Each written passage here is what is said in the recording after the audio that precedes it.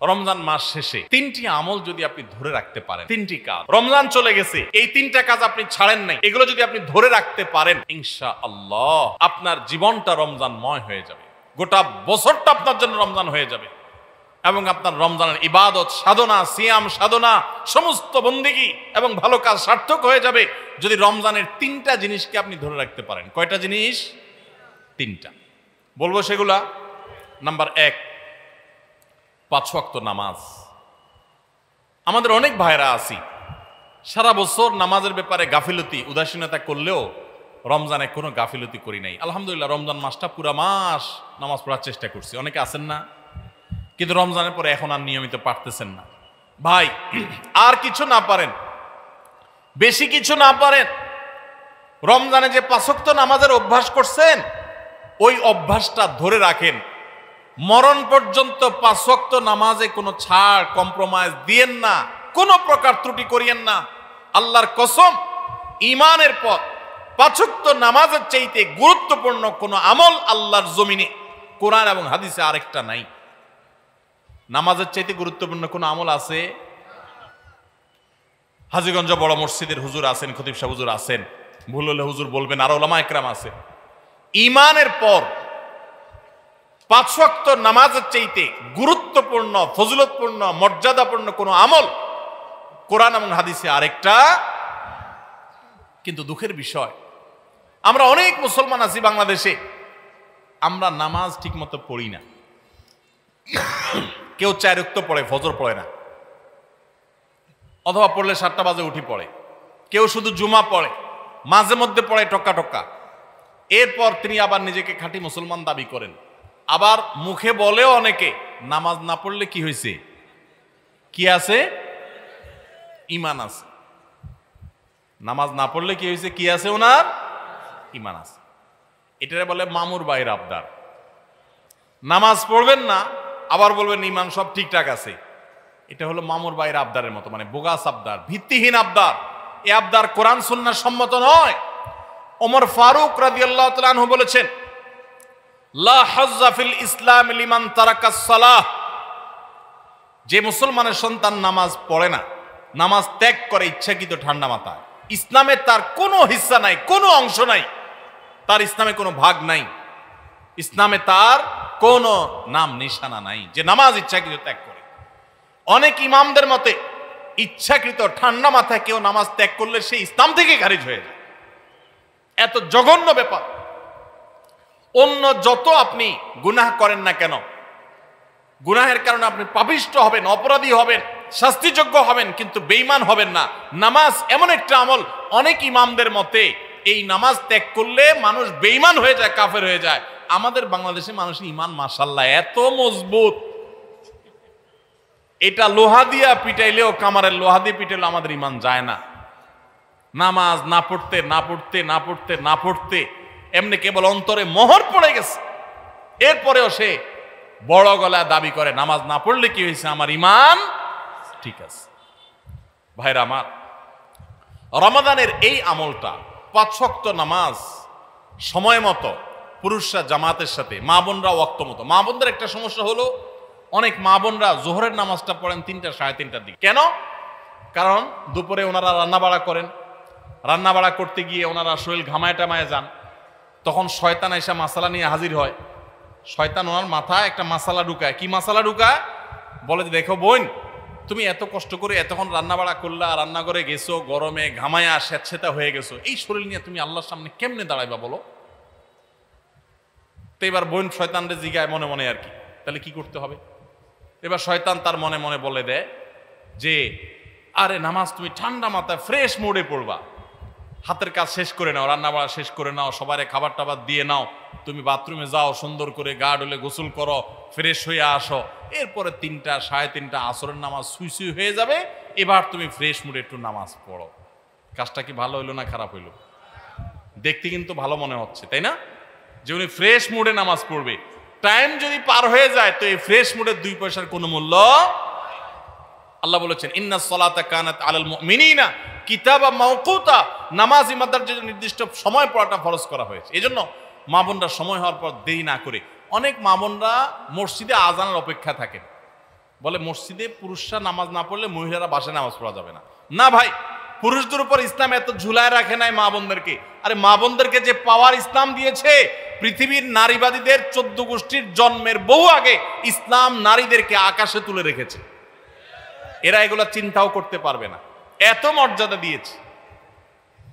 উমরা যাবেন, পুরুষ হয়েছেন তো জোরে জোরে তলবিয়া পড়া লাগবে, রোজা আছেন আর গায়ের রোজা আছেন, কোনো মাফ নাই, ছাড় নাই।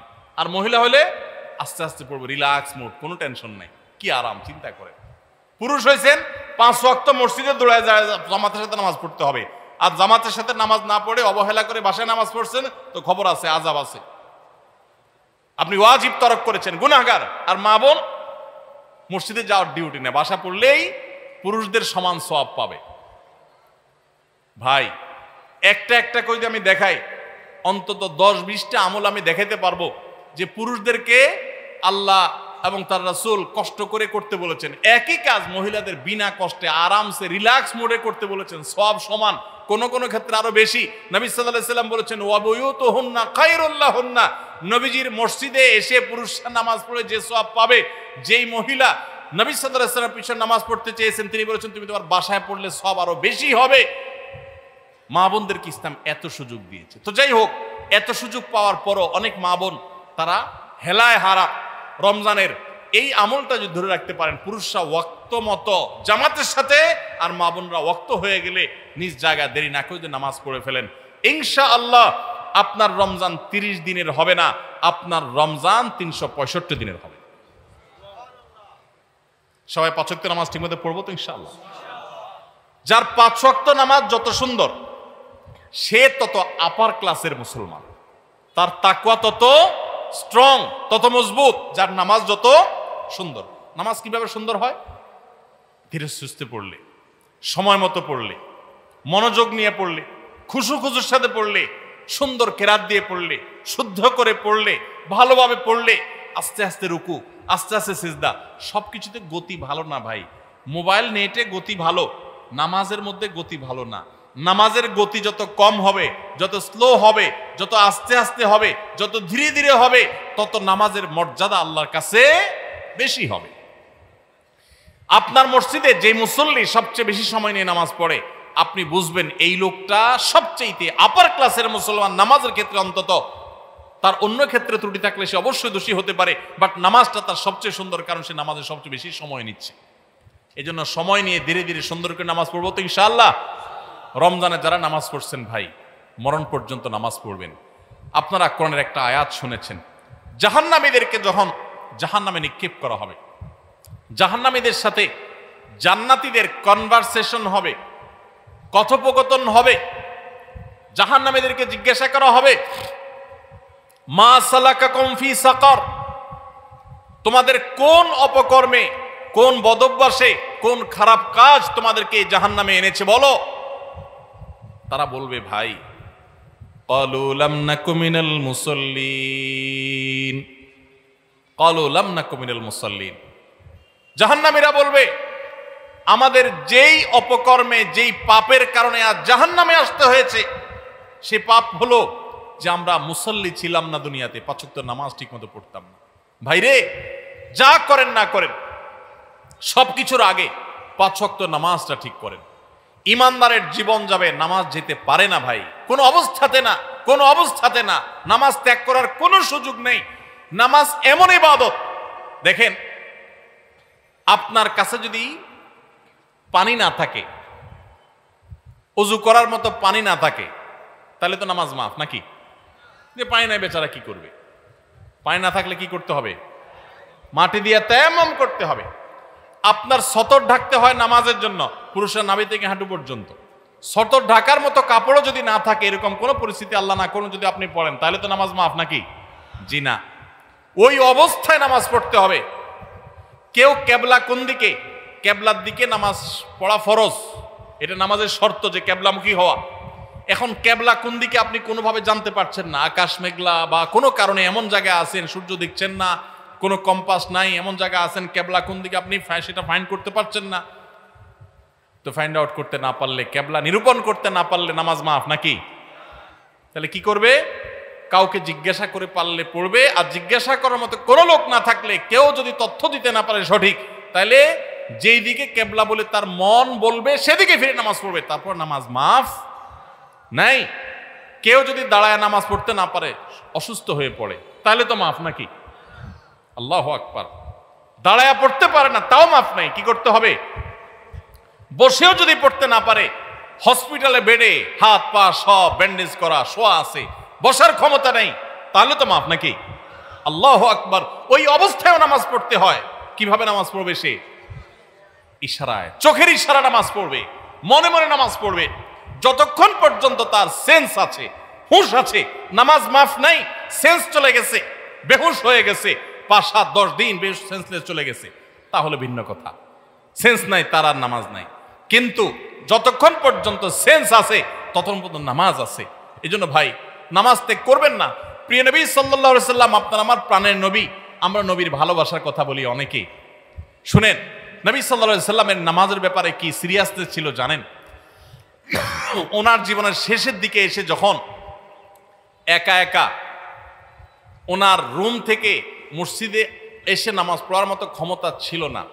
আপনারা যারা মদিনায় গেছেন তারা দেখেছেন, ভিডিওতে অনেকে দেখেছেন, তার যে মিম্বর, সেখান থেকে তার যে কবরটা, এই কবরটাই ছিল তার থাকার কক্ষ। এই দুইটার মধ্যে দূরত্ব কিন্তু সামান্য কয়েক হাত, সামান্য কয়েক হাত।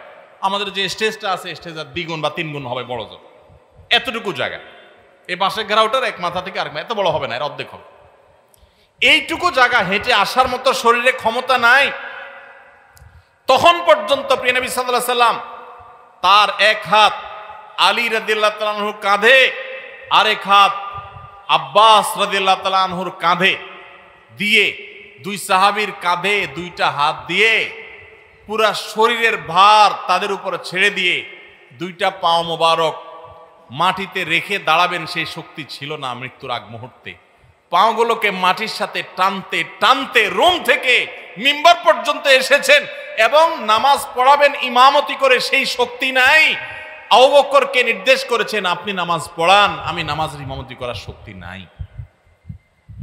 ভাইরা আমার, এরকম কঠিন সময় পর্যন্ত প্রিয় নবী সাল্লাল্লাহু আলাইহি ওয়াসাল্লাম নামাজ ত্যাগ করা তো দূরের কথা, জামাত পর্যন্ত ত্যাগ করেননি।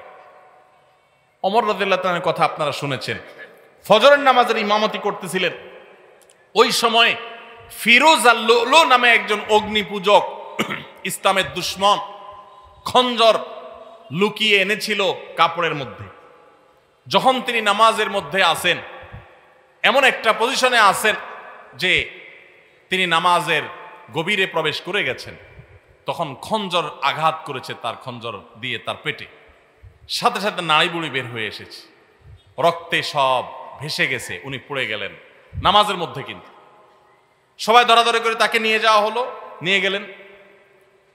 তিনি সেন্সলেস হয়ে যাচ্ছেন, রক্ত শূন্য হয়ে, মৃত্যু ঠিক আগ মুহূর্তে, এর কিছুক্ষণ পরেই মারা গেছে। ওই সময় হঠাৎ করে তার যখন সেন্স আসছে, একটু মাথাটা উঁচু করার পর তার পরিবারের সদস্যরা দৌড়ে আসছে যে এত রক্ত ক্ষরণ হয়েছে, বোধহয় পানি টানি পান করার জন্য বলবে, শেষ মুহূর্তে মানুষ পানি খেতে চায় মরার আগ দিয়ে বা কিছু। যখন তারা দৌড়ে আসছে, উনি তাদেরকে বলতেছেন, নামাজের মধ্যে যে আমার দুর্ঘটনা হলো, মানুষদের নামাজের কি হলো, জামাতের ব্যবস্থা হইল কিনা, নামাজের কি হলো সেই চিন্তা করছেন ওই মৃত্যুর মুহূর্তে পর্যন্ত। ভাইরে, মুসলমানের সন্তান নামাজ ত্যাগ করার কোনো সুযোগ নাই, সে নিজেকে মুসলমান দাবি করতে পারে না। ইমাম আবু হানিফা রাহমাতুল্লাহ আলাইহির মত যে যদি কেউ নামাজ ত্যাগ করে এবং তার মধ্যে অপরাধ বোধ থাকে যে আমি অন্যায়কারী, উচিত না আমার কাজটা করা, আমি শুরু করবো ইনশাআল্লাহ নামাজ, আল্লাহ আমারে মাফ করুক, এরকম বোধ যদি কারোর মধ্যে থাকে, সে কাফের হবে না, কিন্তু নামাজ ত্যাগ করা কুফর।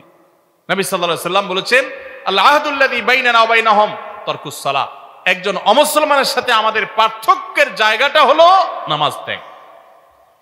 এজন্য ভাই নামাজ পড়বো তো ইনশাআল্লাহ। রমজান মাসের এই একটা জিনিস যদি আপনি সারা বছর ধরে রাখতে পারেন, নামাজটা সুন্দর করে 5 ওয়াক্ত সময় মতো ঠিকঠাক মতো পড়েন, আপনার গোটা জীবনটা রমজানময় হয়ে যাবে ইনশাআল্লাহ। দ্বিতীয় যে আমলটার কথা বলছি রমজানের পরে ধরে রাখার জন্য, সেটা হলো ভাই কোরআনে কারীমের তিলাওয়াত। আমরা অনেকে আলহামদুলিল্লাহ তারাবিতে খতম শুনছি, তাই না? অনেকে মাশাআল্লাহ একটু কোরআন তেলাওয়াতও করার চেষ্টা করছি। যারা পারি না পড়তে, তারা পড়া শুরু করে দেন। আমরা আসুন্নাহ ফাউন্ডেশন থেকে আপনাদের সর্বস্তরের সাধারণ মানুষের কোরআন শেখার সুবিধার্থে আমরা একটা কোর্স রেডি করছি। এটার প্রায় 80% কাজ ইতিমধ্যে সম্পন্ন হয়ে গেছে আলহামদুলিল্লাহ। এটা 20% কাজ বাকি আছে। আশা করছি খুব শীঘ্রই সেটা শেষ হয়ে যাবে। হয়ে গেলে এটা আমরা সবার জন্য ওপেন করে দিব। অনলাইনে আপনি নিজে নিজে কোরআন শিখতে পারবেন। তারপর আপনার এলাকার ইমাম মুয়াজ্জিনদের সহযোগিতা নিতে পারলে, ইমাম সাহেবদের সহায়তা নিতে পারলে আপনার জন্য আরো বেশি ভালো হবে। তো আপনারা যারা কোরআন পড়তে পারেন না তারা কোরআন শিখে ফেলবেন, আর যারা পারেন তারা নিয়মিত পড়বেন। প্রতিদিন 10 লাইন 20 লাইন শোয়ার আগে বা যে কোনো একটা টাইম ফিক্স করবেন, এটা আমি কোরআন পড়া ছাড়া আমি ঘুমাবো না। চেষ্টা করা যাবে না ইনশাআল্লাহ? রমজানের কোরআন তেলাওয়াতের আমলটা সারা বছর একটু হলেও ধরে রাখেন, আপনার জীবনটা বদলে যাবে। আপনি আমল করবেন, দেখবেন। নাম্বার 3 নম্বর আমল হলো, রমজান মাসটা মূলত গুনাহ ত্যাগের মহড়ার মাস, গুনাহ ত্যাগের প্রশিক্ষণ নেয়ার মাস। আল্লাহ বলেছেন, কুতিবা আলাইকুমুস সিয়ামু কামা কুতিবা আল্লাযিনা মিন ক্বাবলিকুম লাআল্লাকুম তাত্তাকুন। তোমাদের উপরে সিয়াম ফরজ করা হয়েছে, তোমাদের পূর্ববর্তীদের উপর যেমন ফরজ করা হয়েছিল। কেন? যেন আশা করা যায় তোমরা মুত্তাকি হতে পারো। মুত্তাকি মানে কি? গুনাহ ছাড়া শেখা। পৃথিবীতে যত অপরাধ হয়, দুনিয়াতে যত পাপের কাজ হয়, এই সমস্ত অপরাধ, সমস্ত পাপের কাজ সাধারণত 2 কারণে হয়। এক হলো খুন্নি বৃত্তির কারণে হয়, আরেকটা হলো যৌন বৃত্তির কারণে হয়। মানুষ পেটের তাড়নায়, যৌন তাড়নায় বেশিরভাগ ক্ষেত্রে খুন খারাপি, অপরাধী, রাজধানী, নানা রকমের অনাচার অন্যায় করে। রমজান মাসে যে আমরা রোজা রাখি, একটু চিন্তা করে দেখেন, এত কাজ থাকতে আল্লাহ তাআলা কেন বললেন পানাহার করা যাবে না, যৌনাচার করা যাবে না? এটা তো আল্লাহ বলেন নাই যে রমজান মাসের রোজা হলো দিনে ঘুমানো যাবে না। ঘুমের রোজা হতে পারতো না? যে ঠিক আছে সুবহ সাদেক ফজরের আজান থেকে নিয়ে মাগরিব পর্যন্ত ঘুমানো যাবে না, এটাই রোজা হতে পারতো না? সেটা না হয়ে আল্লাহ বললেন কি বিধান দিলেন? যে সুবহ সাদেক থেকে নিয়ে সূর্য ডোবা পর্যন্ত 2টা কাজ করা যাবে না। কয়টা কাজ? একটা হলো পানাহার করা যাবে না, খাওয়া পান করা যাবে না, আরেকটা হলো যৌনাচার করা যাবে না। কেন ভাই? এর কারণ হলো, এই 2টা জিনিসকে যদি মানুষ কন্ট্রোল করা শিখে, এই 2টা জিনিসকে মানুষ যদি নিয়ন্ত্রণ করা শিখে, মানুষ এমনি ফেরেশতা হয়ে যাবে। সমাজে কোনো অন্যায় থাকবে না, কোনো অপরাধ থাকবে না, অপরাধ প্রবণতা থাকবে না।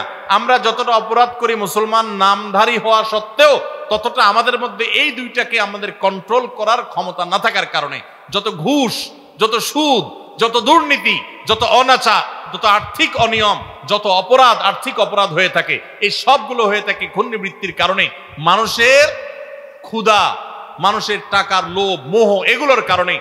আমাদেরকে ইসলাম রোজার মাধ্যমে সেটাকে কন্ট্রোল করা শিখাইছেন। যে বান্দা, তোমার পেটে ক্ষুধা আছে, তোমার সামনে খাবার আছে, তোমার পেটে, তোমার গলায় পিপাসা লেগেছে, তোমার সামনে পানি আছে, কেউ দেখছে না, বদ্ধ রুমে আছো, সিসি ক্যামেরাও নাই, তুমি একা একা রুমে আছো, চুপচাপে খেয়ে নিলে খেয়ে নিতে পারো, পানি পান করলে করতে পারো, কিন্তু আপনি করছেন না।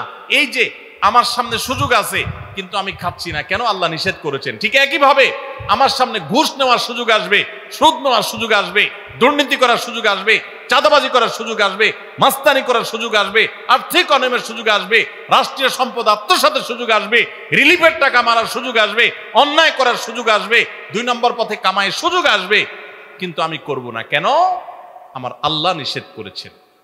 যে আল্লাহর ভয়ে রোজা রেখে আমি খাই নাই, যে আল্লাহর ভয়ে রোজা রেখে আমি পান করি নাই, যে আল্লাহর ভয়ে আমার পিপাসা ছিল, ক্ষুধা ছিল, খাবারও ছিল, কিন্তু আমি সেগুলো ধরি নাই, সেই আল্লাহর ভয়ে আমি সারা বছর যদি দুর্নীতি ছেড়ে দেই, তাহলে সমাজটা ফেরেশতা হয়ে যাবে না?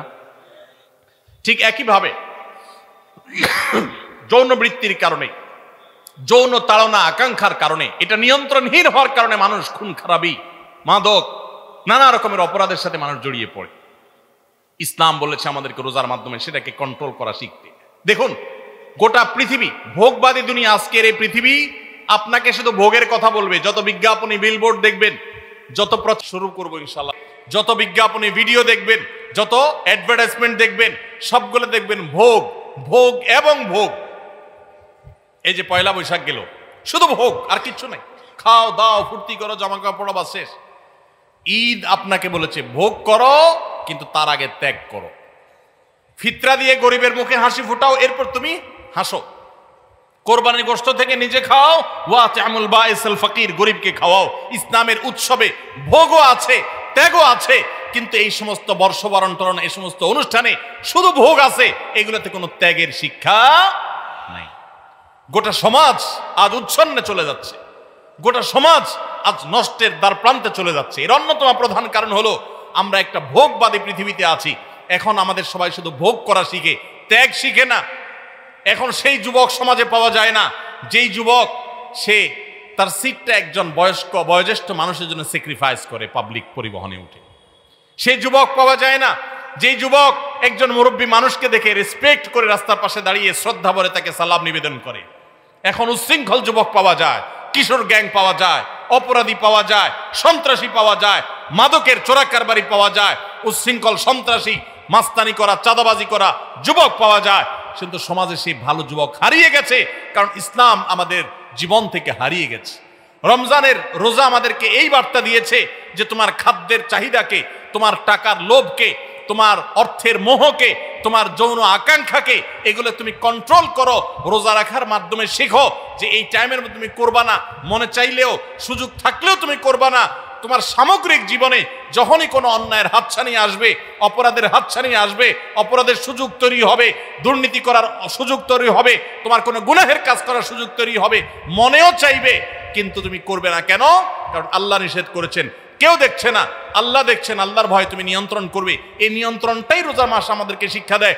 রমজান মাস চলে গেছে, আর কিছু করতে না পারেন, রমজানের এই শিক্ষাটা যদি আপনি ধরে রাখতে পারেন, সারা বছর জুড়ে আপনার অফিসে যখন দুর্নীতি করার সুযোগ আসে, তখন যদি আপনার মনে হয় আমি তো রোজা রেখে খাই নাই, পান করি নাই, আল্লাহর ভয়ে কেউ দেখে নাই, তারপরেও করি নাই, তাহলে এখন যে আমি 2 নম্বরই করব, আল্লাহ কি দেখছেন না? আল্লাহ কি এটা নিষেধ করেন নেই যে আল্লাহ রোজা রেখে আমাকে হালাল খানা খেতে নিষেধ করেছেন, হালাল পানীয় পান করতে নিষেধ করেছেন? সেটাকে যদি আমি এত গুরুত্বের সাথে মেনে থাকি, তাহলে এখন হারাম ঘুষ কিভাবে আমি নিতে পারি, হারাম দুর্নীতি কিভাবে আমি করতে পারি, চাঁদা কিভাবে আমি নিতে পারি? আমার তো আল্লাহর ভয় হওয়া উচিত। আল্লাহর সামনে দাঁড়াতে হবে, আল্লাহর সামনে কাপন পড়ে যেতে হবে, সব রেখে চলে যেতে হবে।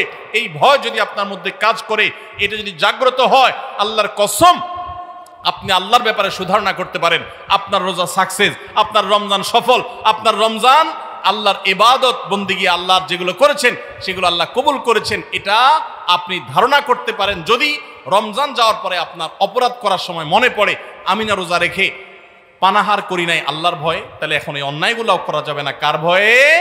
আল্লাহর ভয়ে। তাহলে 3 নম্বর আমল হলো, রমজান চলে গেছে কিন্তু রমজানের শিক্ষাটা রয়ে গেছে। শিক্ষাটা কি? যে আল্লাহর ভয়ে সমস্ত পাপাচার থেকে, সমস্ত অনাচার থেকে, সমস্ত অন্যায় থেকে বেঁচে থাকবো। বিশেষ করে আপনারা এখানে বেশিরভাগ মানুষ যুবক ভাইরা আছেন, 2-4 জন বন্ধু বান্ধব যখন একসাথে হন, বাসে উঠলেন, মনে করেন কন্ট্রাক্টরের সাথে 1 কথা থেকে 2 কথা বেশ কম হয়ে গেল, শরীরটা, বন্ধু বান্ধব যখন 4-5 জন থাকেন, কলেজ স্টুডেন্ট হন, তখন কিন্তু শরীরের মধ্যে একটা ভাব চলে আসে, আসে না? একা একা থাকলে তো একেবারে বিড়ালের মতো সোজা থাকেন, তাই না? ভদ্র মানুষের মতো ভাড়াটা চাইলে দিয়ে দেন। যখন বন্ধু 4-5 জন থাকেন, তখন কন্ট্রাক্টরের সাথে 1 কথা বেশি 2 কথা হইলেই হাতা গোছানো শেখে, এই বেটা কার সাথে কি বলতেছিস, চিনস? মাস্তানি শুরু হয়ে যায় না? ছোট লোকরা মাস্তানি করে, খুব ভালো করে শুনে রাখবেন। কোনো বড় মানুষ, বড় মনের মানুষ, ভালো মনের মানুষ মাস্তানি করে না। গুন্ডামি, মাস্তানি, গায়ের জোর দেখা সব অভদ্র, ছোট লোক, নিচু লোক। কোন ভদ্রলোক কখনো মানুষকে গায়ের জোর দেখাবে? যদি কারোর কোনো কিছুতে গায়ের জোর আগে চলে আসতে হয়, বেশিরভাগ ক্ষেত্রে মাস্তানি, গুন্ডামি করার মানসিকতায়, বুঝতে হবে এটা হলো আস্ত ছোট লোক। ছোট লোক ছাড়া কোনো ভদ্রলোক কোনোদিন কাউকে গায়ের জোর দেখাবে। দুর্বলের প্রতি যদি কেউ চাপিয়ে পড়ে, দুর্বলের প্রতি যদি কেউ ঝাঁপিয়ে পড়ে, এর মতো কাপুরুষ, এর মতো ছোট লোক, এর মতো নিচু লোক আল্লাহর জমিনে আরেকটা নেই। যুবক ভাইরা, মাস্তানি করার জন্য যোগ্যতার দরকার হয় না। মাস্তানি কুকুরে পারে, মাস্তানি বাঘে পারে, মাস্তানি সিংহে পারে, মাস্তানি হিংস্র জীবজন্তু করতে পারে, মাস্তানি সাপে করতে পারে, মাস্তানি আল্লাহর অনেক এই সমস্ত হিংস্র জীবজন্তু প্রাণীরা পারে। বিনয় এটা মানুষ পারে, এটা সবাই পারে না। বিনয়ী হবেন না অহংকারী হবেন? মাস্তানি করবেন না মানুষ উপকারী করবেন? গুন্ডামি করবেন না ভালো মানুষ হবেন? আল্লাহ আমাদের যুবকদেরকে আদর্শ যুবক হওয়ার তৌফিক দান করুন। আল্লাহ আমাদের যুবকদেরকে সমাজের সেরা মানুষ হওয়ার তৌফিক দান করুন। যুবক ভাই, 4-5 বন্ধু যখন মিলবেন, মাস্তানি না করে কোথাও একটা সাঁকো ভেঙে গেছে, কয়েকটা বাঁশ নিয়ে কয়েক যুবক বন্ধু মিলে সেটা ঠিক করে দেন। করে একজন বৃদ্ধ, তিনি কষ্টে আছেন, তার বোঝাটা 2-3 বন্ধু 4 বন্ধু মিলে একটু তুলে দেন, হালকা করে দেন। ভাইরা আমার, মাস্তানিতে মজা পান আপনারা, আমি জানি। গুন্ডামিতে এক ধরনের মজা পাওয়া যায়, একটু ভাবসাব জাহির হয়, শরীরের মধ্যে একটা অবস্থা তৈরি হয়, বুঝি। কিন্তু ভাই, কখনো কি আপনি একটু বিনয়ী হয়ে দেখেছেন? আপনি কখনো বিনয়ী হয়ে দেখেছেন? সালহাতু সাঙ্গেবুদি দিল খারাস আজমুদে এক জামানা খাকে বাস। বহু বছর তো পাথর হয়েছিলেন, গুন্ডামি মাস্তানি বহু করেছেন, গায়ের জোর বহু দেখিয়েছেন। প্লিজ পরীক্ষা করে হলেও কিছু কালের জন্য একটু মাটি হয়ে দেখেন। আল্লাহর কসম, গুন্ডামি করে যে মানসিক শান্তি পান, আপনি মাটি হয়ে বিনয়ী হয়ে মানুষের উপকারী হতে পারলে তার চেয়ে বেশি শান্তি পাবেন। মানসিক শান্তি, সুখ পাবেন, সুখ, ভালো লাগে, কাজ করবে। সবাই বিনয়ী হবে তো ইনশাআল্লাহ। চায়ের দোকানে যুবক যদি একা একা বসে, তো মেসিয়ার, টি বয়, চায়ের দোকানের কর্মচারী ওই লোকটাকে ভদ্রলোকের মতো বলে, ভাই একটা চা হবে, বা চাচা একটা চা দিবেন। আর বন্ধু বান্ধব যখন 4-5 জন থাকে, আড্ডা ফাড্ডা মারে, শরীরে একটু ভাবসাব আসে, তখন আপনার একবারে বেশি 2বার বলা লাগে, তো দেখান যায় টোন চেঞ্জ হয়ে যায়। এই তোমার কাছে চা চাইছিলাম না, কানে শোনো না, মানুষ মনে হয় না নাকি? থাপ্পড় শুরু টেবিলে মনে। ছোট লোক। কি লোক? ছোট লোক। ভালো করে বলেন, কি লোক? গুন্ডামি করে কি লোকে? মাস্তানি করে কারা? গায়ের জোর দেখায় কারা? কোন ভদ্রলোক এগুলো করে? ভদ্রলোক হবেন না ছোট লোক হবেন? মানুষের মধ্যে পশুত্ব আছে, পশুত্ব। রমজান মাসে আমাদের এই পশুত্বকে নিয়ন্ত্রণ করতে শেখায়। নিয়ন্ত্রণ, খাইতে চায়, খাই, খানাও আছে কিন্তু খাওয়া যাবে না। এই যে পশুত্ব, কন্ট্রোলের জন্য শিখাচ্ছে। আমার চাইলেই সবকিছু করব না, আমি নিষেধ সেটা আমি করব না। এই জন্য পশুত্ব কন্ট্রোল যদি করতে পারেন, রমজান চলে গেছে কিন্তু রমজানের শিক্ষাটা যদি আপনার মাথায় চলে আসে, আপনি একটা অন্যায় কাজ যদি ছাড়তে পারেন রমজানের শিক্ষা থেকে শিক্ষা অর্জন করে, তাহলে ইনশাআল্লাহ রমজান আপনার সার্থক। তাহলে 3টা আমল বলছিলাম ভাই, ধরে রাখেন। নাম্বার 1, রমজান মাস চলে গেছে, 5 ওয়াক্ত নামাজ ছাড়বেন না ভাই, কখনো না। জীবন চলে যাবে, নামাজ ছাড়বেন না, চেষ্টা করা যাবে না ইনশাআল্লাহ। 2 নম্বর হলো, রমজান চলে গেছে, রমজানে কোরআন তেলাওয়াতটা ধরে রাখবেন, হোক সেটা পরিমাণে অল্প অল্প করে পড়া। আর 3 নম্বর হলো যে রমজান মাস চলে গেছে, রমজানের সবচেয়ে বড় এবং প্রধান শিক্ষা হলো সকল গুনাহ পাপের কাজ ছাড়া, সকল অন্যায়, সকল পাপাচার ছেড়ে দিবেন। রমজানের শিক্ষা এটা। ওইটা যদি আপনি একটু ধরে রাখার চেষ্টা করেন, সব ছাড়তে না পারেন, কিছু কিছু গুনাহ যদি ছাড়তে পারেন, কিছু কিছু বদভ্যাস যদি ছাড়তে পারেন, ইনশাআল্লাহ আপনার রমজান শুধু 1 মাসের হবে না, আপনার 12 মাস রমজান হয়ে যাবে, আপনার জীবনটা রমজানময় হয়ে যাবে। চেষ্টা করা যাবে না ইনশাআল্লাহ।